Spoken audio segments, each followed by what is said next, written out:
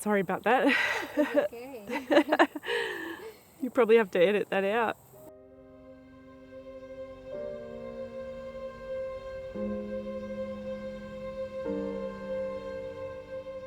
I wondered why me. I had tried very hard to get better and none of it was helping. So I was constantly worrying about what will happen in the future.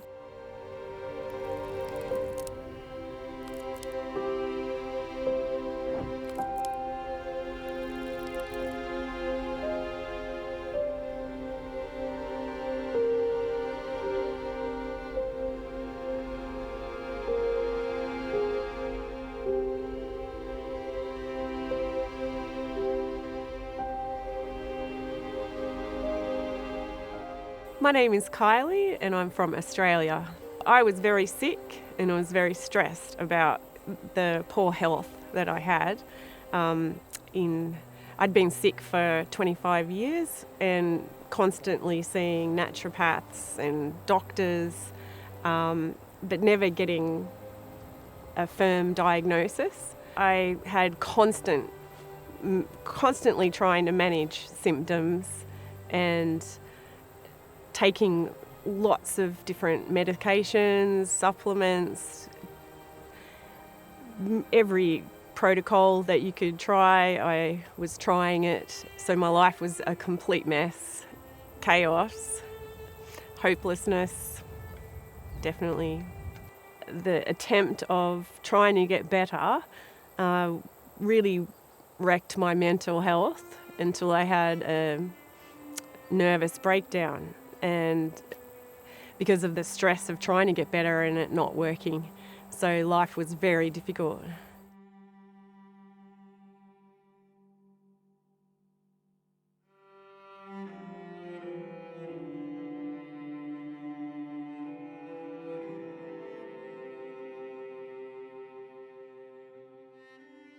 The mainstream doctors would say, yeah, nothing's really coming up on your blood test. You must just have chronic fatigue syndrome or fibromyalgia and things like that. But eventually, I did spend the money and go to a functional med doctor that was qualified, and we had to rule out many other diseases and finally found out that it was Lyme disease.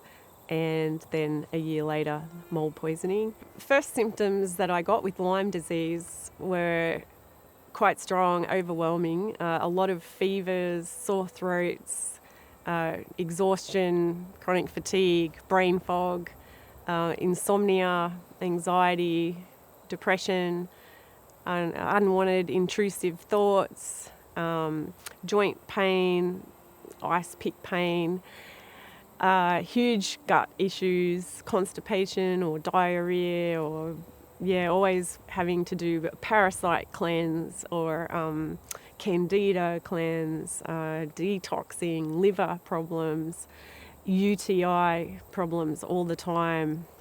I was always managing some kind of symptom. They don't all present at the same time, but they can come very, very intense.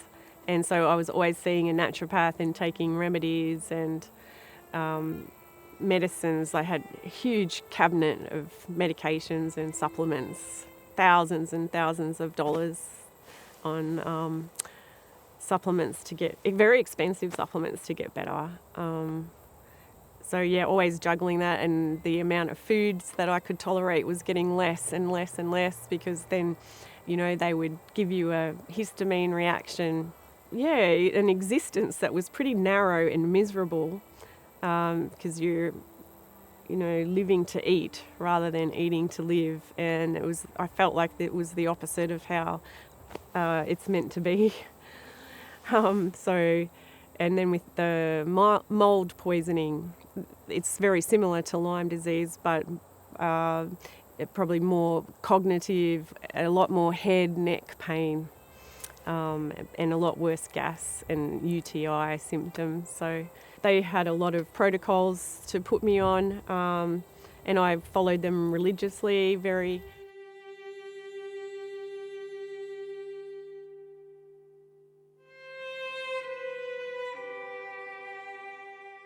when it comes to infection, we recognize that there's two factors. One factor is what we call exposure, and another factor is what we call susceptibility. So if you are exposed to something, but you're not susceptible to it, then there's no infection. If you are not exposed to something, even though you're susceptible to it, there's no infection. But when you're exposed to it and you're susceptible to it, that's when you end up with infection. So everybody's looking at exposure and saying, okay, well, we need to mask, and we need to distance, and we need to, this, that, and the other thing, so that we can limit exposure. But how can you ever guarantee that you're limiting exposure when it's something that you can't see? You can't see it. So how do you even know that you're limiting anything? Well, you can't. There's no way of doing that. And do we have the possibility and the capability of controlling the environment around us? No, absolutely not. So when we think that the major issue is exposure, now we get stressed out because, I don't know, I might be in the presence of something that will destroy me or that will harm me, and so on. And now I have to try to control the environment and make sure that I don't get, this, that, or the other thing. And so we live by fear, and fear drives our lives, and fear has effects. Not just of the mind, fear has effects in the body as well, right? And so you put a lot of people under fear, and guess what? A lot of people are going to get sick because fear is a predominant factor, or a factor in regards to illness, right? And individuals becoming ill. It's not helpful for the mind. It's not helpful for the body to be in fear. Another example, if the patient, she was quite young, in her 20s, and she got this fear from being infected. And so she could not go out of the house for fear, but when she went out, she came back and she washed all the clothes and cooked them, and also the shoes, because she was afraid that things could be there in the shoes that may kill her. So she tries to control bacteria. So whenever we try to control something that is not under our control, we must enter into panic. But why do we do it? Because we need to secure our lives, but we cannot secure our lives.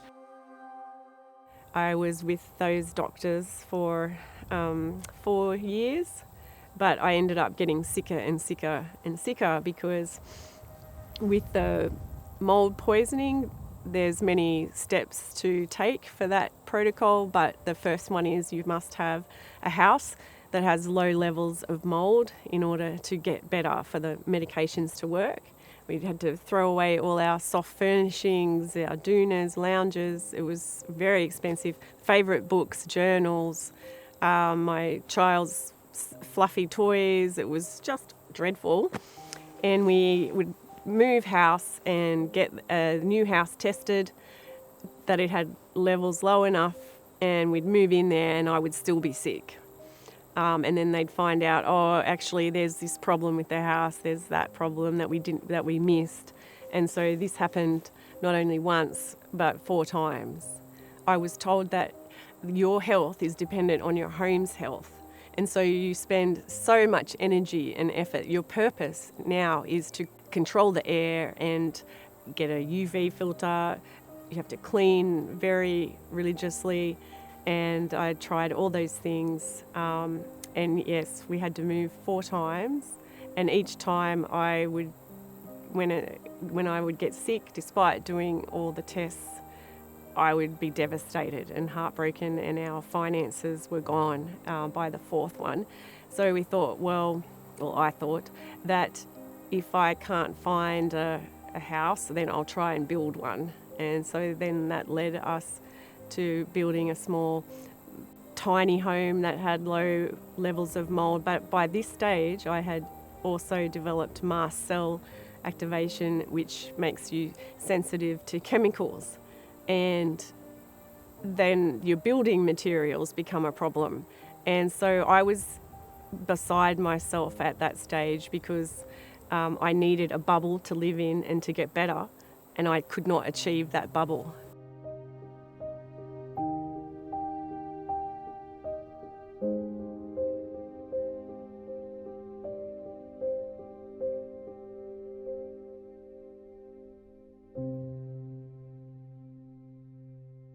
When it comes to infectious diseases, we need to ask ourselves some fundamental questions. Does infection come from outside in, or does infection come from inside out? Where is the origin, right? And that's an important thing for us to discern, because how we answer that question is now going to determine everything else that we look at and that we understand. For example, the predominant narrative in regards to infections is that of an outside in. So you have all of these microscopic organisms or particles that are outside of you, and these things can then break into the body and then cause an infection.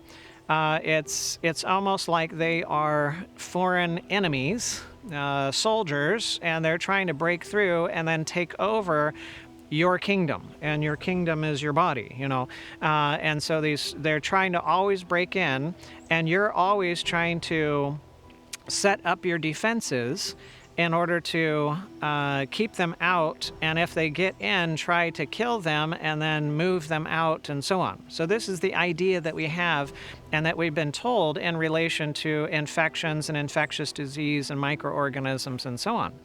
But the interesting thing to think about is that microorganisms oftentimes, let's say for instance, you develop a boil or an abscess, and you have that boil or abscess in your armpit. It's a common place to have that develop, sometimes in the groin and so on, but let's just say the armpit, and it's the left armpit, and you have this abscess or this boil that's growing there.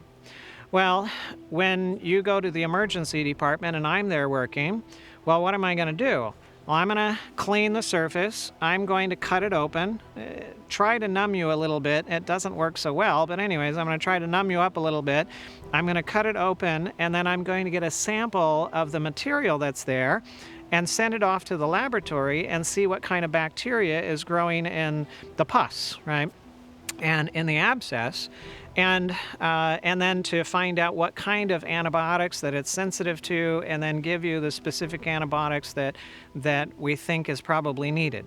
Now, I'm not going to wait until the culture comes back to start you on antibiotics. I'm going to start you on some antibiotics right away, but when that culture comes back, I want to make sure that the antibiotics aren't resistant. The bacteria aren't resistant to the particular antibiotics that I put you on, so that it can be effective, right? And so this is how we handle infections from a hospital standpoint.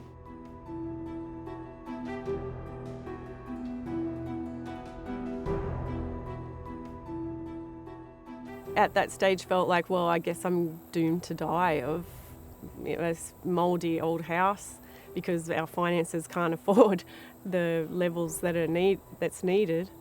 Christmas of 2021, at the end of that, I had a nervous breakdown because of the stress and the failure of the last 5 years of trying to follow the protocols and failing.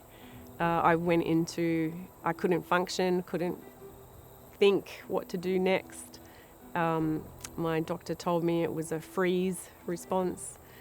When after the fight and flight doesn't work anymore, your mind says, right, we're going to freeze now. So I was unable to do anything for a couple of weeks, and yeah, that was probably the worst of the journey. Unwanted, intrusive thoughts, dark, very dark, and needed some emergency care. Very challenging for my faith as well. I'd say, Father, please guide us to a house where I can get better. I just want to get my health back, get my life back, and it was like the answer was no 4 times.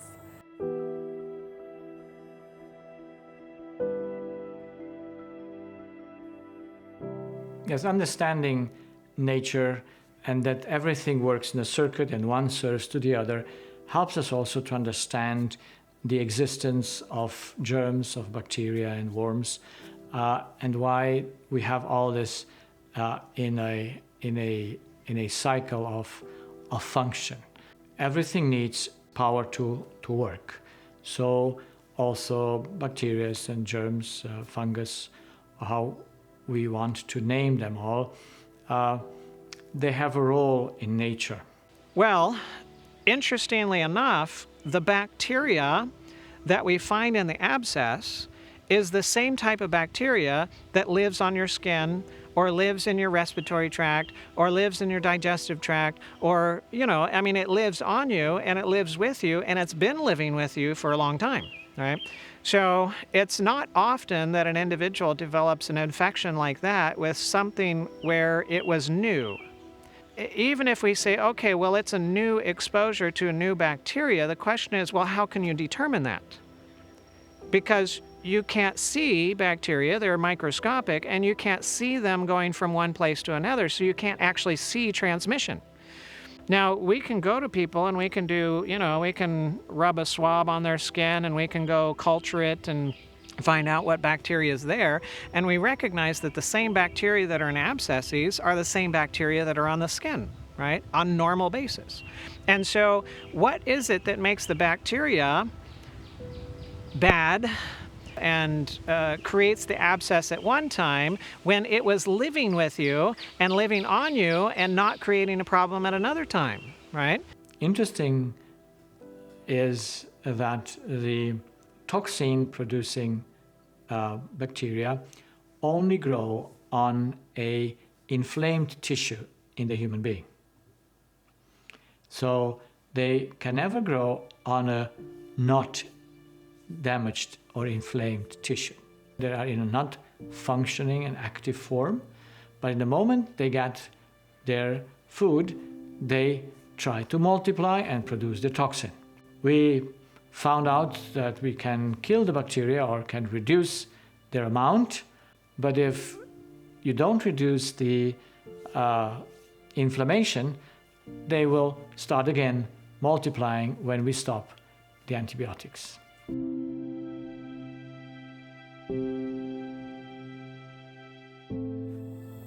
I didn't enjoy life because it wasn't just my house that would make me sick. It was when I would go to the shops, or if I went to,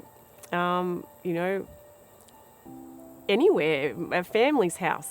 You could get exposed at any point. So you're constantly in fight or flight, wondering where the next mouldy place was, or someone's perfumes, because with the mast cell, then the chemicals trigger the inflammatory cascade as well. So very much I was a prisoner. My greatest need was to get out of that prison and to have hope. There's a different way to live. 3 years later, I actually met a Romanian German doctor who came and talked to us about how life works and what is the root cause of disease.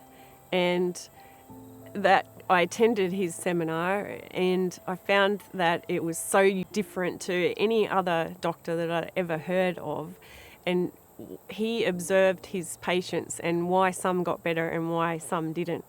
So here we need to understand nature. The host determines the germ, not the germ, the host.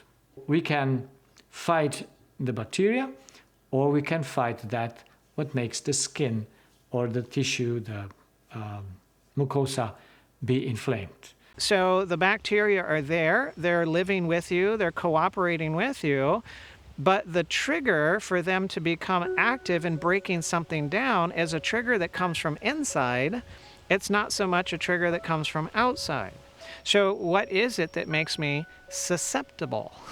That's the question. And now what do I get to focus on? Well, I get to focus now on things that I can control rather than focusing on things that I cannot control.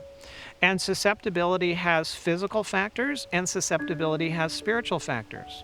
If I'm eating a whole bunch of sugar, and if I'm not getting enough rest, if I'm not out in the fresh air and sunshine, if I'm living an artificial life, well, that's going to add susceptibility to the system, so that now when I come into contact with something, whatever it is, now I'm more likely to become ill in relation to that. But there's also factors of the mind too. If I'm stressed, if I'm anxious, if I'm fearful, if I'm depressed, if I am angry, if I am, so on and so forth, that's going to also create a susceptibility. But if I'm at peace, if I'm joyful, if I'm cheerful, if I am, loving, and so on and so forth, well, that's going to create an environment internally where I'm not susceptible to those things. So the mind, through the nerves, has access to every different part of the body, and there are nerves in this location of the armpit that are connected with a spot in the cortex of the brain, and you can have signals or information sent from the cortex of the brain to that spot in the body, and now in response to that signal, you have a condition that's set up in the body that now triggers the bacteria that were always there to begin doing their work, to break things down, right? We're told in the Bible, one of the results of sin is death. And God said, from dust thou art, and to dust thou shalt return. Right? You came from dust, you're going to return to dust. So how do you get back to dust? You have a bunch of microorganisms that are working on the body, that's no longer alive, and breaking it down. Microorganisms exist in the environment. They've always existed in the environment. They're there along with all of the other organisms, and it's a coexistence. And it's been a coexistence, and it continues to be a coexistence. But when there are certain conditions in the plant, when there are certain conditions in the animal, when there's certain conditions in organic material, then the bacteria are triggered so that they begin their breaking down work. But when there's not those conditions, the bacteria don't do a breaking down work, they do a living beside, cooperating with work. Now, yes, you can have physical trauma. You can have a cut, you can have an abrasion or a scrape or other things like that, and now you're missing the skin layer, and now there's the need for some of those bacteria to break down things while the body is working at then building up things at the same time. So you'll see the bacteria and the body working to restore. And that's also what's happening here with the abscess in response to what's going on in the mind, right? And so it's creating a condition where the bacteria are now stimulated to be involved in the breaking down work, and then you have your white blood cells and so on, and the cells in the area that are doing the building up work. I also help with medication to push back inflammation with cortisol and antibiotics. But even with cortisol, if the human being doesn't change the conflict that is behind that inflammation, it will stay for months, for years. It never heals. Yes, and they even do surgery and try to remove it. It starts again because the motor that does it is in the human mind, in his thoughts. So I was so grateful to learn that the microorganism of mold, it doesn't have the final say. It might be the means, but it's not the complete boss of me and my life. The root cause is deeper than that, and it might affect me, but if I get to that root cause, the mold issues will go away. So to have that hope back is priceless. To not be a victim of your home or wherever you go is a true treasure. I didn't need a bubble. I'm so grateful, so grateful. The freedom, I wouldn't be able to travel. I'd never thought I'd get on a plane again. If I can do that, I think anyone could, because I was pretty bad,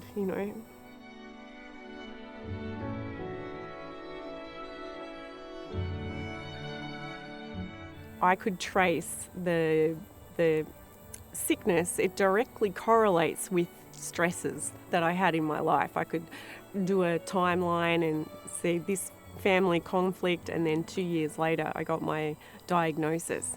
And so I realised that the way to get better is to fight the right battle, which is looking at how I perceived those family stresses. And Jesus said that we were designed to have a treasure, and my sickness directly correlates with the loss of my treasure. And I had my family as my treasure.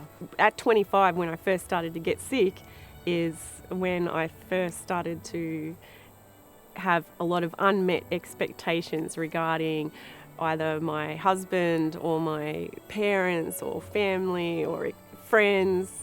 At 32, I had a divorce. I had thought that my happiness and peace was in a marriage and also in a career. And when those failed, that also correlated to the illness. About 10 years later, I had a huge family conflict, and the way that people responded in that conflict, I felt rejected and abandoned. And I'm not saying that that's what they did, but that's how I perceived it.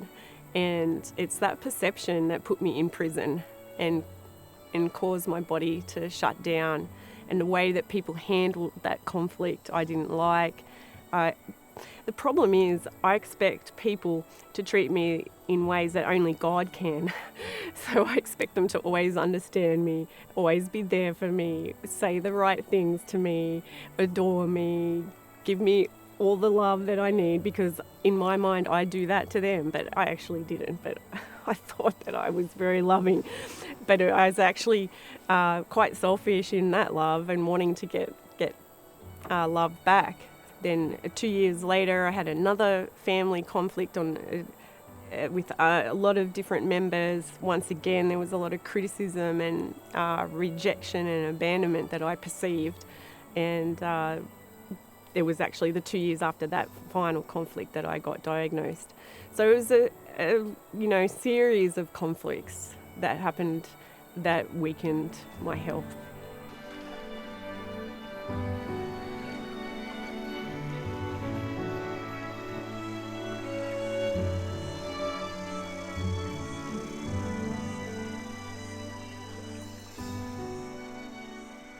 And so many of the problems that we run into in life with relationships and so on is simply that I'm taking it personal because I think it's about me. I think it's mine. I think it came from me. I loved them with my love. I respected them with my respect. I understood them with my understanding. I spent my time with them and so on and so forth. I invested myself into them, and now they're not behaving well. Now they're not responding well. Now they're not whatever. And now I take it as an offense against me. And that puts me in trouble. And when I get in that kind of trouble, what happens in my body, what happens in my responses and my relationships shows that my thinking is wrong. The greatest error of the mind, the very foundation of the delusion of the human mind that causes us to go to wrong sources, we take people as our source, that causes us to believe that we give from ourselves so that we can deserve something in return again. All because my perceptions are backwards, my worldview is wrong, it's not in harmony with the law, the fundamental law of nature of taking to give, and now I've got it turned around and I'm going, no, I'm trying to give in order to take, or give in order to receive. All of those problems come as an automatic result of that underlying identity problem where I believe that I'm a God. And it creates a mess, absolute mess in our lives. I don't wake up going, oh, I want to be adored by everyone today. It just happens automatically. And this led me to understand that the only way I can really not try to get all the love and acceptance and belonging from other people is to have Jesus Christ change my nature. A pill's not going to do it. Positive thinking, this is not positive thinking, because I tried that and that doesn't work in a crisis. I also had done a lot of New Age treatments in my search for health and done a lot of thought work. I got into a lot of the spirituality of the New Age and went to psychics and got into the New Age way of improving your thinking. And a lot of that is in our culture, actually. All the self-help, it comes from this idea that you can fix yourself, that you can just choose to think better thoughts. And so I would try to do that and try to improve my thinking. But in a crisis, none of it worked. And so I would hate myself even more because I knew my thoughts were harming me. But I couldn't think any other way. When you have postnatal depression, you cannot just choose to be happy. That's an impossibility. So it made me very angry with the message that it sends, that you have this ability within you to just, choose better. It did not have good results at all. I had severe postnatal depression and post-traumatic stress. Anyone in that situation, when they have a little baby, the last thing they want to do is have depression. You can't help that. There's no self-help or positive talk that will ever help you in that situation. So there's one way out of these prisons, and that is Jesus Christ changing your nature. But he's a gentleman, so you have to see your need, and through logic and reason, not through some mystical experience, through logic and reason, see, yes, this selfishness doesn't work. It's destroying me. Jesus, please change me.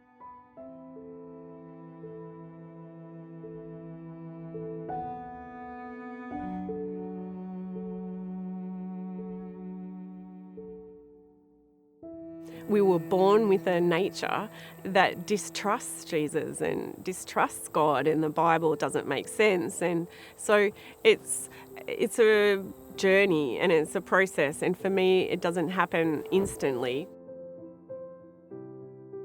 The life in which we are born is unable to connect to God. So it needs a new life by which we can connect to God again. The salvation of man out of his state is a great challenge. I, as a human, need to connect to God, but I don't have that connection. So from my perspective, my salvation is impossible. On the other hand, from God's perspective, God said, "In the day you will eat, you will die."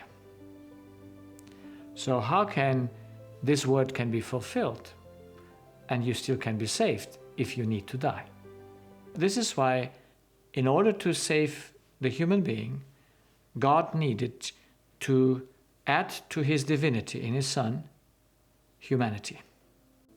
In this old life that we are all coming from, or are in it, but he must have a connection to God from his conception, not to his mother, like every other child connects. Because every other child has just the wrong identity which connects it to his mother, no choice to connect to God. So he had both things because he was half from his father and half from his mother, like according to the law of heredity, half and half. And he had to destroy the wrong connection in himself, judge the whole life on the cross, that's where he was dying, and through resurrection create a total new being, which is now connected to God. But this new being is made out of the old, after its spirit was cleansed. And now, since that is done by grace, the only way that every one of us can come out of the old life into the new life is by faith, dying together with him, renouncing our own idea that I'm a God, and replacing it with the truth that I'm a child of God. That's just a mental process of faith. That's grace. Through him, we can connect to God and solve our problems, but we have to solve it. I have to die together with him. Apostle Paul writes it so nicely that he says, I die daily. I died with him. Yeah? So it's not Jesus died for me, like, yes, most Christians say it, but he says, I died with him. The challenge is to see the error before you can get rid of it. Sometimes seeing that error is unpleasant because we thought we were better people than what we actually are. But we do have to see it in order to get rid of it. And so the daily battle is when I do spill out. If, just say, for example, I've been really critical of my husband, then I'd take that to Jesus and say, I don't want to be this way anymore. Please help me. And he has to change your nature. I cooperate with that. God is such a patient and kind teacher. He's never harsh, and it's always a joy after the hardship.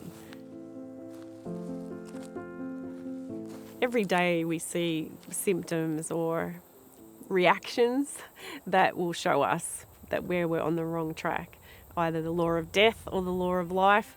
You know, there's two different chemistries that go with that. My health has gradually been improving.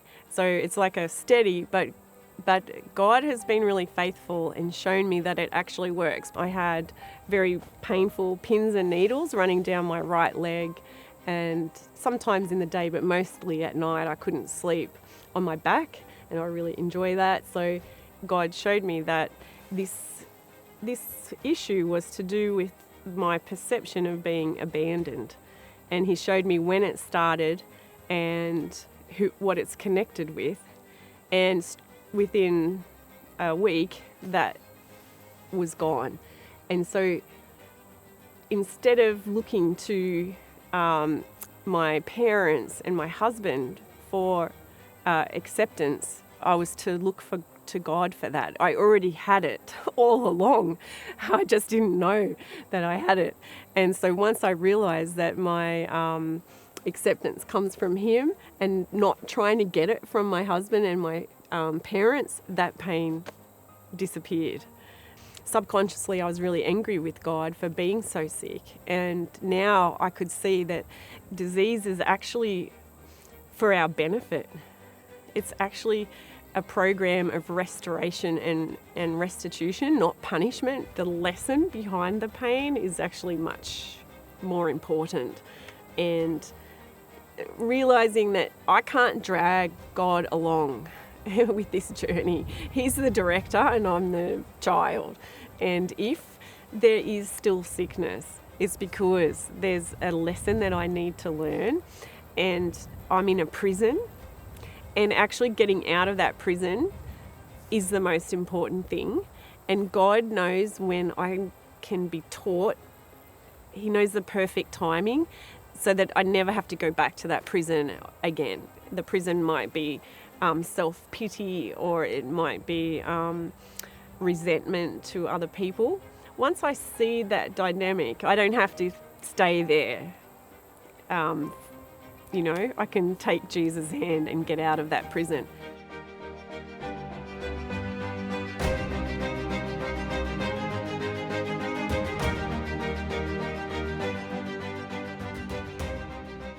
My purpose in life now is to take all that I need from God and give it to other people and remove the blockages that stop that. And that blockage is my thoughts. The errors still come out. It's not a miracle that I'm now all of a sudden heaps nice. The error is still there and needs to come out. But overall, the family, we have less conflicts and less stress because I got my life back. So it's been a huge blessing that way. I have less symptoms. I still have some that I'm working on, but they're less severe. So frequency, intensity, duration, it's on the improve. More mental clarity as well. I'm not using as many painkillers. For those people that are struggling with Lyme disease, and mold poisoning and histamine intolerance. Understand that the way that all our doctors, and including the natural industry, thinks is that it's a death sentence. And I can testify to you today that it's not, that there is hope and that you can get to the root cause of these symptoms. Understanding that the host, it's me, the terminating factor for everything that comes to him, we lose all fear or try to control something that is, however, not under control. We cannot control bacteria or fungus or viruses. Those are all things that are not under our control. But recognize that the thing that will destroy us is right here, right? Because this is what controls what I eat. This is what controls when I sleep and how much sleep that I get. And this is what controls whether I'm out in the fresh air and sunshine. And this is what controls whether I'm in fear or I'm in peace, whether I'm in anxiety or whether, I'm trusting in God, whether and so on. And understanding that gives us peace of mind, and we need not to fight that what we can, however, never control.